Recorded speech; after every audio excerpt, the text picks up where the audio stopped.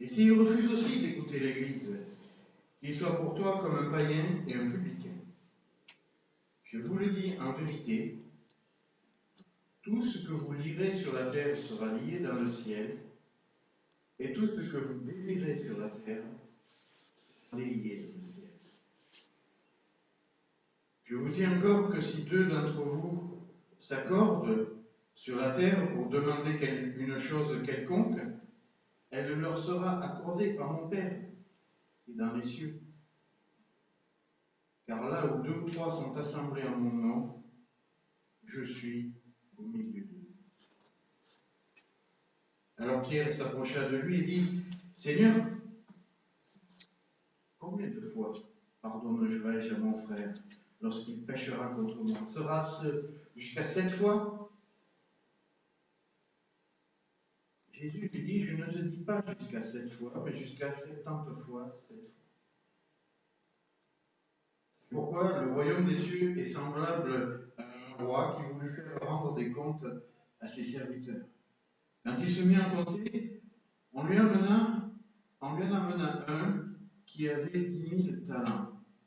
Comme il n'avait pas de quoi payer, son maître ordonna qu'il fût vendu, lui, sa femme, ses enfants, et tout ce qu'il avait, et que la dette fût acquittée. Le serviteur se jetant à terre, se prosterna devant lui et dit, Seigneur, aie patience envers moi, je te paierai tout. Ému de compassion, le maître de ce serviteur le laissa aller et lui remit sa dette. Après qu'il fut parti, ce serviteur raconta un de ses compagnons qui lui devait 100 deniers. Il le saisit et l'étranglait en disant, paie ce que tu me dois. Son compagnon se jetant à terre, le suppliait, disant, aie patience envers moi, et je te paierai. Mais l'autre ne voulut pas, et il alla le jeter en prison jusqu'à ce qu'il eût payé ce qu'il devait. Ses compagnons, ayant vu ce qui était arrivé, furent profondément attristés. Et ils allèrent raconter à leur maître tout ce qui s'était passé. Alors le maître fit apporter ce serviteur et lui dit, méchant serviteur, je t'avais remis en entier ta dette parce que tu m'en avais supplié.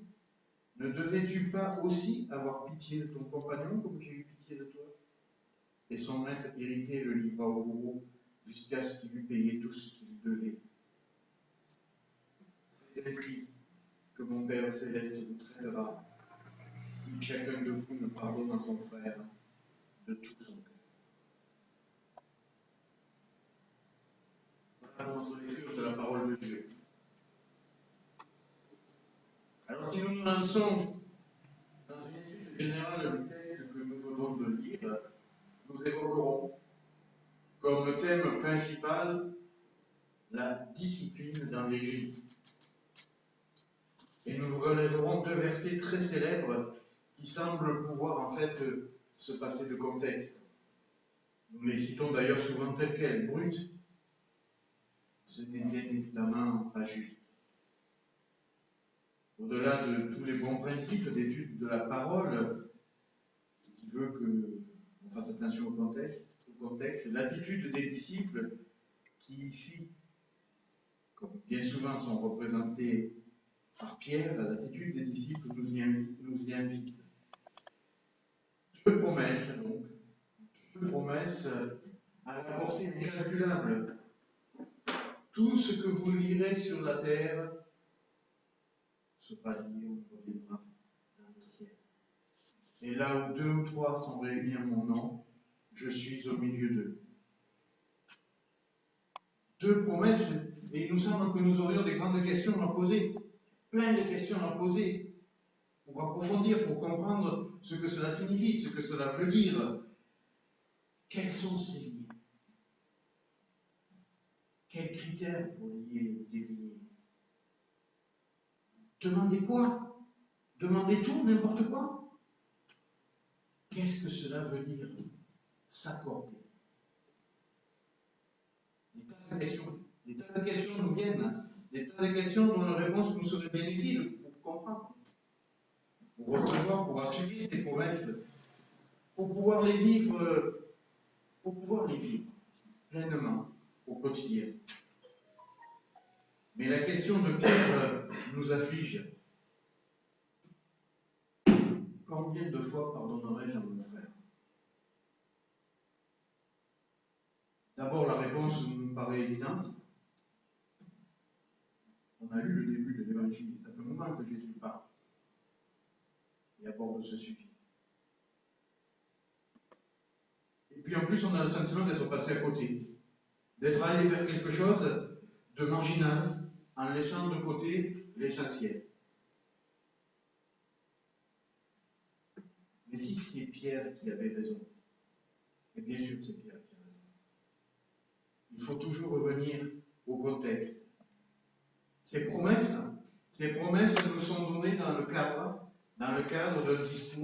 d'un discours précis, d'un discours construit. Mais quel est ce contexte?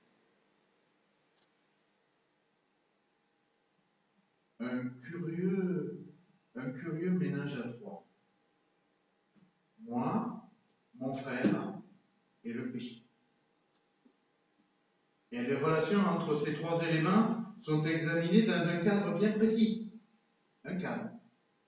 L'Église.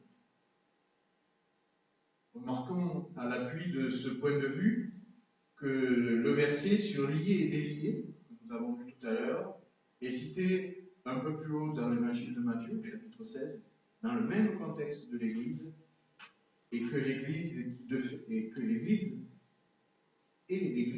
mis un mot de trop dans mon texte, et l'Église qui de fait n'existe pas,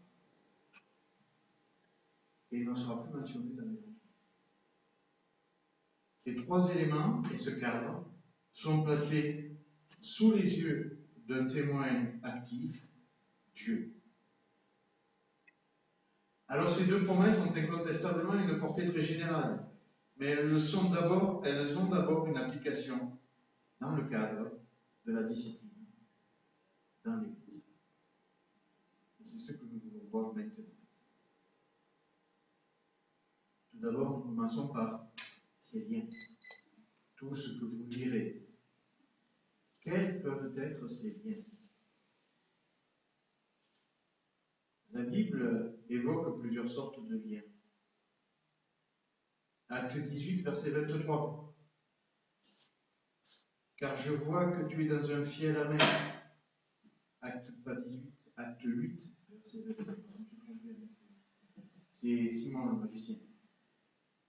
Car je vois que tu es dans un fiel amer et dans les liens de l'iniquité. Les liens de l'iniquité. Colossiens 2, verset 19. Jésus-Christ, dont tout le corps, assisté et solidement assemblé par des jointures et des liens, tire l'accroissement que Dieu donne. D'autres versets mentionnent des liens. Est-ce que ce sont ceux-là, ces liens, qui doivent être soit liés, soit déliés? Les liens de l'unité doivent toujours être déliés, jamais liés. Les liens du corps de Christ doivent toujours être liés et jamais déliés. Alors peut-être pour comprendre un peu, pour aller un peu plus loin sur le mot de lier, je cite la définition du mot que nous utilisons dans nos Bibles par lier. La définition du mot grec. Mettre, alors lier, c'est mettre sous obligation de la loi et des devoirs. Ça lié, ça a trait avec la loi et le devoir. Les disciples se trouvent donc chargés d'une tâche immense, une tâche qu'ils ne soupçonnent pas, qu'ils ne comprennent même pas à ce moment-là. Cette église que Jésus mentionne, ils vont devoir la construire.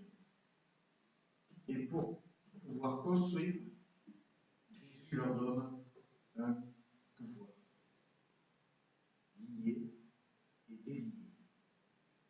C'est-à-dire définir les règles qui prévaudront dans la communauté, les règles qui régiront la vie communautaire des membres du corps de Christ.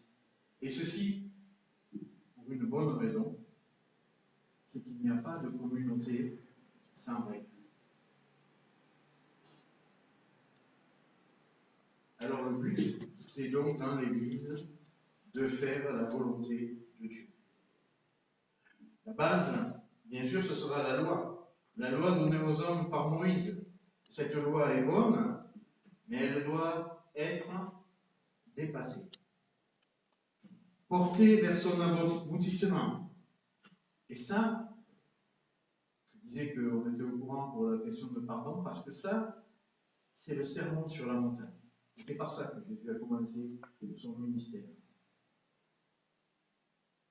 Alors certains articles de cette loi qui est toujours valide, seront interprétés, cela spirituellement.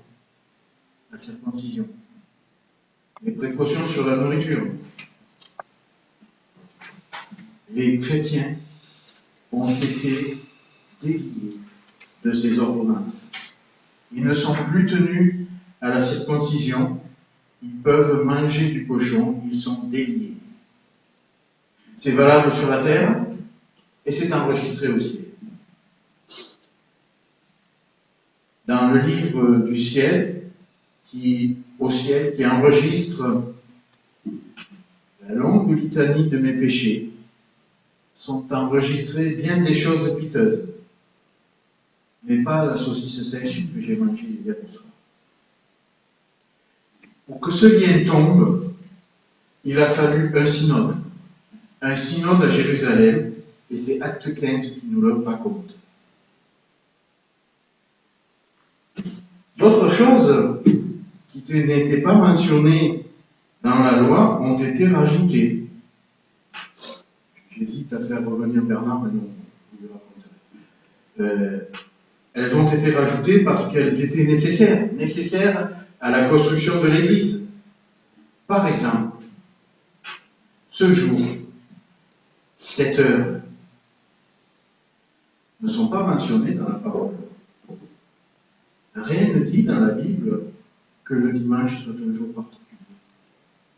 Il est tout juste mentionné une fois que les disciples avaient pris l'habitude de se réunir ce jour-là. Pourtant, et très vite, le dimanche a été mis de côté par les chrétiens. Il est devenu le jour du Seigneur. Et nous savons combien cette règle est fondamentale. Si volontairement nous manquons le culte, si nous restons au lit, nous ne sommes pas bien. Notre conscience nous reprend. Nous savons que nous péchons. Cette loi n'est pas écrite dans la parole. Elle n'est pas écrite directement. Et pourtant, nous sommes liés par elle. L'Église a lié le dimanche. Il appartient maintenant à Dieu. Et ce lien est entériné dans le ciel. Alors voilà, si je manque volontairement le culte, ce sera écrit dans la liste. Alors, il faudrait maintenant parler de beaucoup d'autres aspects de ces liens. Peut-être faire une liste, relever éventuellement ceux qui ont été valables à une époque et qui ne le sont plus. Évoquer ces liens nouveaux que l'Église doit encore créer aujourd'hui pour tenir compte du temps. Il faudrait parler de la valeur de ces liens et de l'autorité effectivement reconnue à l'Église par ses membres. Alors c'est un vaste sujet, un vaste discours, une vaste réflexion, mais qui ne nous concerne pas aujourd'hui. Je vous propose que si on doit en parler, on en parle mercredi, au cours de l'apéro Théo. Aujourd'hui, avec Jésus-Christ, nous nous penchons seulement sur un cas particulier. Un cas particulier et douloureux. Celui d'un homme, mon frère, ma sœur, qui a volontairement mis à mal un de ces liens de la loi. Nous parlons d'un individu qui a péché.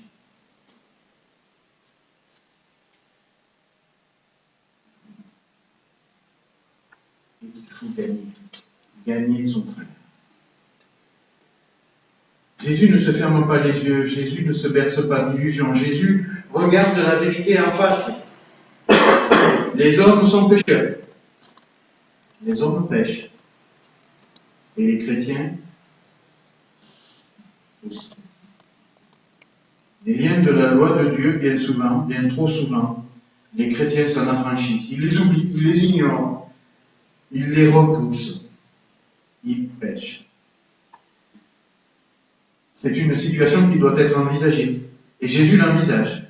Et il nous indique la conduite à tenir, la règle, le lien qui nous lie.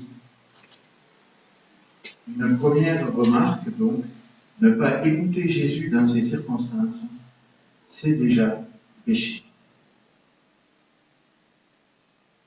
Et cette loi que Jésus préconise, elle est là. Il y a d'abord l'entretien de un à un, moi et mon frère. Nous sommes tous, chacun pour notre part, ce moi, ce un. Et cette loi ne concerne pas une élite ou quelques-uns qui auraient à agir particulièrement. Ce n'est pas quelques-uns, mais c'est tous. Ensuite, si ça ne marche pas, il doit y avoir un entretien à 2 ou 3. Et ensuite, si la situation persiste, dénonciation. Dénonciation devant l'Église. Je n'ai que très rarement vu la dénonciation du péché de l'un ou de l'autre devant l'Église. Je crois que je l'ai vu, mais c'est pas une réussite. Est-ce que le système marche? Est-ce que nous sommes si dociles que toujours nous nous soumettons à d'éventuelles remontrances? Non. Et pourtant, il y a ce discours de Jésus, ce discours qui nous démontre, s'il y a des besoins, que le péché n'a pas sa place dans l'Église. Il faut lutter encore toujours. Mais en quoi consiste cette lutte? Comment doit-elle être menée? Quel est son but? Alors là, vous admirerez. Quand vous ne le remarquez pas, je le souligne parce que je suis fier de moi. Tel Neymar, nous ne devons pas nous tromper de but. Le but de l'Église, c'est la sainteté. Mais l'Église n'a pas en elle les moyens et l'ambition de faire expier les pécheurs. L'Église n'a pas à prononcer de sanctions contre le péché. Le jugement et les sanctions appartiennent à elle. L'Église doit seulement, c'est déjà beaucoup, faire cesser et s'isoler du péché, s'en séparer si le pécheur ne s'en repent pas. Le seul but, c'est que le péché cesse. Le but de chacun de nous face à un frère ou à une sœur qui pêche, face à tous les frères ou sœurs qui pêchent, c'est de gagner. De gagner mon frère, de gagner ma sœur.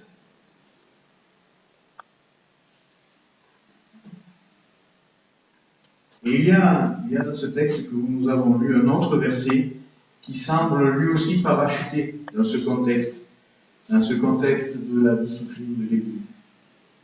Verset 19. Je vous dis encore que si 2 d'entre vous s'accordent sur la terre pour demander une chose quelconque, elle leur sera accordée par mon Père qui est dans les cieux. Alors il faut faire un constat. Ça marche. Ça marche parfois. Ça ne marche pas toujours. Alors, est-ce une promesse qui n'aboutit pas vraiment? Pourquoi?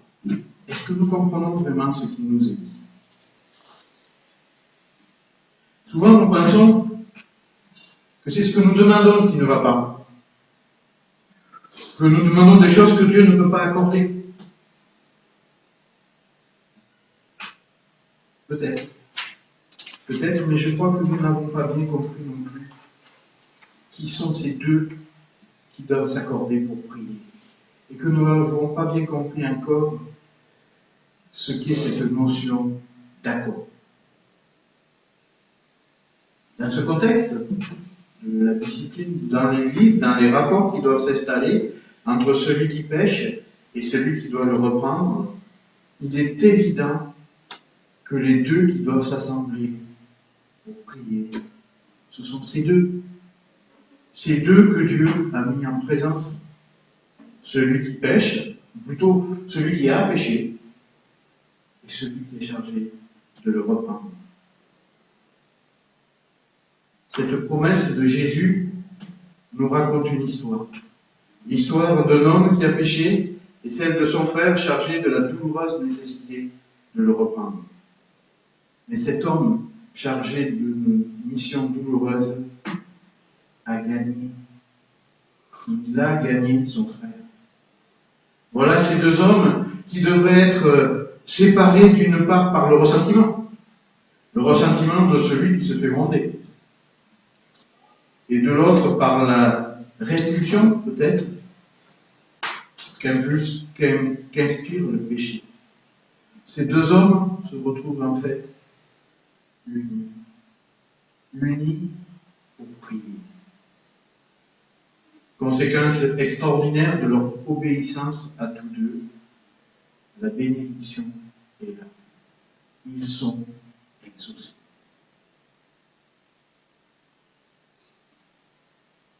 Alors Christ nous propose aujourd'hui une démarche précise pour lutter contre le péché, une démarche en 3 étapes, du 1 à 1 à la dénonciation devant l'Église en passant par la rencontre à plusieurs. Nous devons reconnaître que cette démarche que Jésus nous propose et nous demande, nous la mettons peu et mal en pratique. Ceci est dû à notre faiblesse devant le péché, à notre laxisme, et notre faiblesse devant le péché devient notre faiblesse.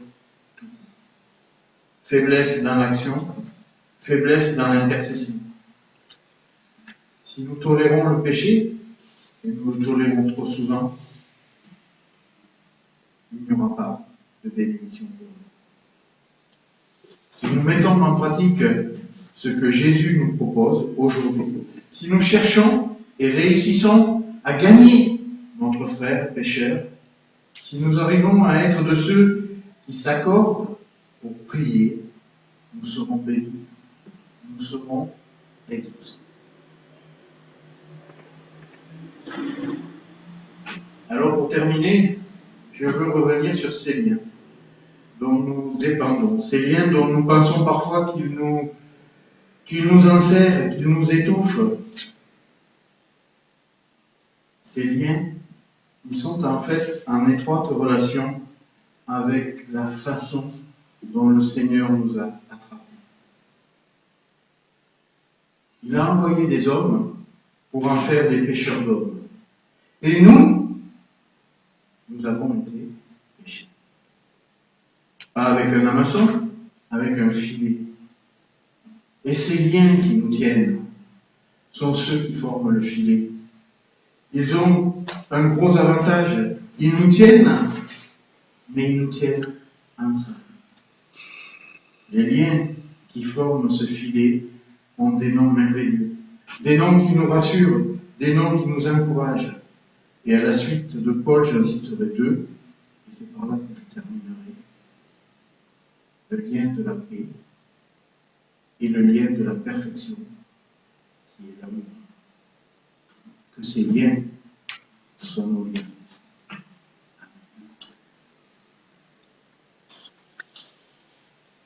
Je propose de prier.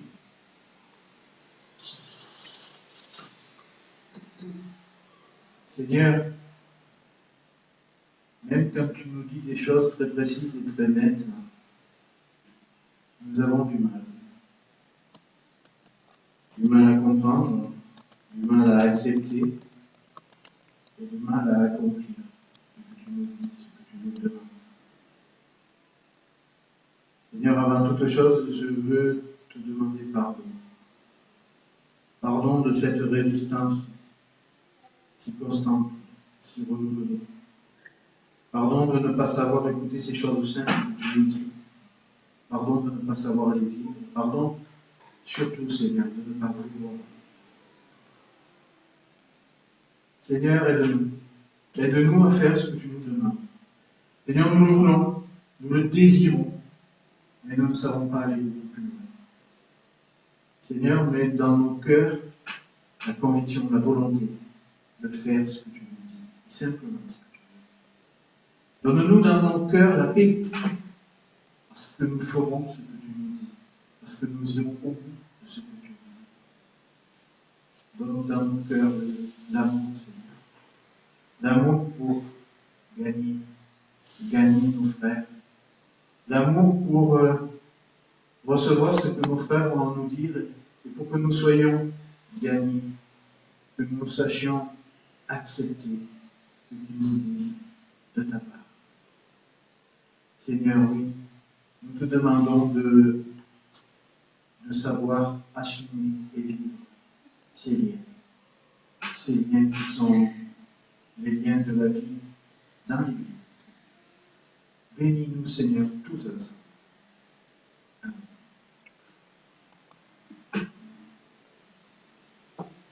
Je vous propose de vous lever pour écouter la bénédiction de la part du Seigneur.